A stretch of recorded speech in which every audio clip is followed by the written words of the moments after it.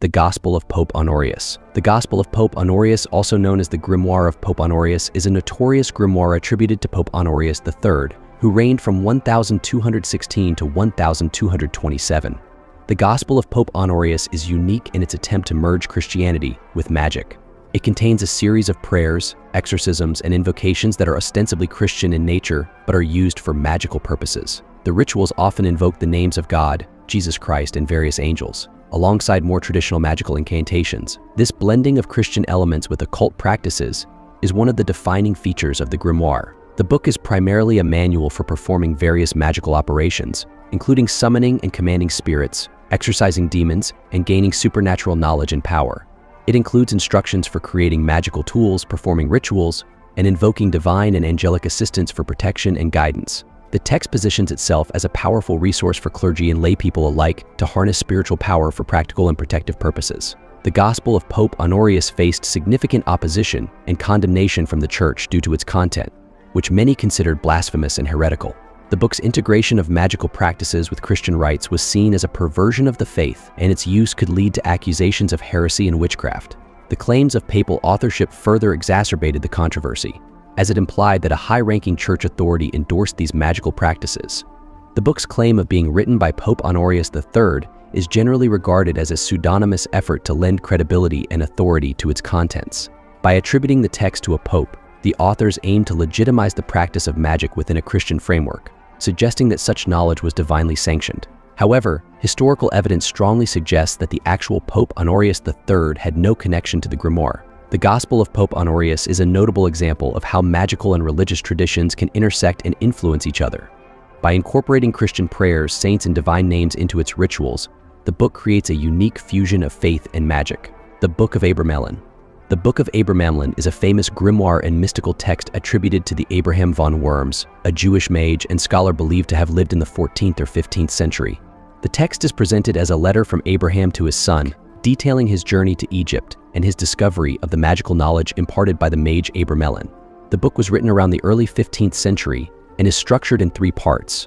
The central focus is on a complex and rigorous magical system that culminates in contacting one's holy guardian angel, a spiritual entity meant to provide divine guidance and protection. The text describes the holy guardian angel as a divine guide who can grant wisdom and knowledge. Once this connection is established, the magician can also summon and bind various demons, compelling them to perform tasks. This duality of angelic guidance and demonic servitude is a significant theme in the grimoire. The Book of Abramelin has faced various challenges and controversies over the centuries. Its ritualistic and magical content led to its suppression by religious authorities who viewed it as heretical and dangerous. The demanding nature of the Abramelin operation also meant that it was accessible only to a dedicated few, further shrouding it in mystery. The Book of the Law, also known as Liber Alabama Vel Legis, is a central text in the religious philosophy of Thelema. It was written by the British occultist Aleister Crowley in 1904. The book is said to have been dictated to Crowley by a non-corporeal entity named Aiwass, who is described as a messenger of the Egyptian god Horus. One of the most distinctive features of the Book of the Law is its claim of divine dictation. According to Crowley, Aiwass communicated the text over 3 days in April 1904, while he and his wife, Rose Edith Kelly, were staying in Cairo. Crowley described Aiwass as his holy guardian angel and an emissary of the gods. The book consists of 3 chapters, each supposedly dictated on one of the 3 consecutive days. It outlines the core tenets of Thelema, a new religious movement founded by Crowley. The central theme of Thelema is encapsulated in the phrase, "Do what thou wilt shall be the whole of the law." This statement is interpreted to mean that individuals should seek and follow their true will, which is a higher purpose or path aligned with the divine order. The book also introduces several key concepts and deities of Thelema, including Nuit, Hedit, and Ra-Hor-Khut, representing different aspects of the universe and consciousness. Nuit is the infinite sky goddess, Hedit is the point of view and experience, and Ra-Hor-Khut is the child god representing a new era. The Book of the Law has been a source of significant controversy since its publication. Its radical ideas about individual will, morality, and the rejection of traditional religious and societal norms challenged conventional beliefs. Crowley's association with the text and his notorious reputation as the wickedest man in the world further fueled public outrage and misunderstanding. The book's emphasis on personal freedom and self-discovery, while liberating to some, was seen by others as an endorsement of selfishness and hedonism. The Grand Grimoire. The Grand Grimoire, also known as Le Dragon Rouge, the Red Dragon, is one of the most infamous and enigmatic grimoires in the history of occult literature. Its origins are somewhat murky, with the book believed to have been written sometime in the 17th or 18th century. The exact author is unknown, adding to its mystique, but it is often attributed to someone operating under the pseudonym Antonio Venetiana del Rabina.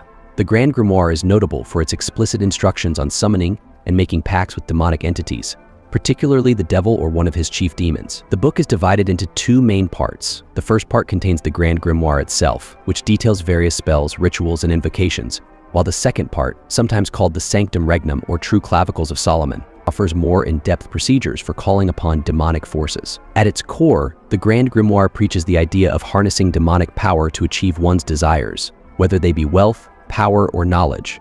The Grimoire provides specific rituals for summoning demons, creating magical tools, and conducting rituals to bind these entities to the will of the practitioner.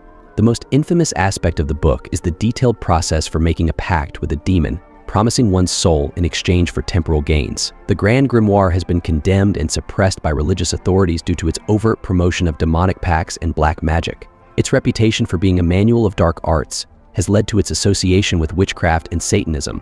Throughout history, possession or use of the book could result in severe punishment, including accusations of heresy or witchcraft. Despite, or perhaps because of, its dark reputation, the Grand Grimoire has had a lasting impact on occult traditions. It is often cited in modern discussions of demonology and black magic, influencing contemporary occultists and magicians who explore the darker aspects of magical practice. The book's themes of power through demonic assistance have resonated in popular culture, inspiring numerous stories, films, and other media about deals with the devil. The Grand Grimoire is considered a rare and valuable text. Original copies are exceedingly scarce, and according to rumors, it's being kept hidden in the Vatican. Jesus the Magician. Jesus the Magician, Charlatan or Son of God is a book written by Morton Smith, a scholar of ancient history and early Christianity. Published in 1978, the book presents a provocative thesis that Jesus was a magician whose miracles and healing acts were consistent with those of other magicians in antiquity. Smith meticulously compares the miracles attributed to Jesus with those performed by other known magicians and wonder workers of his time. He highlights similarities in techniques, such as the use of spittle for healing blindness and invoking divine names during exorcisms. Smith argues that Jesus' actions fit within the broader context of magical practices in the ancient world. The book sparked significant controversy, particularly among conservative Christian scholars and believers who viewed it as an affront to their faith. By portraying Jesus as a magician, Smith challenged the traditional understanding of Jesus as the unique Son of God, leading to accusations that he was undermining the theological foundations of Christianity. The book was condemned for challenging traditional Christian beliefs by depicting Jesus as a magician rather than the divine Son of God. The Book of Moses.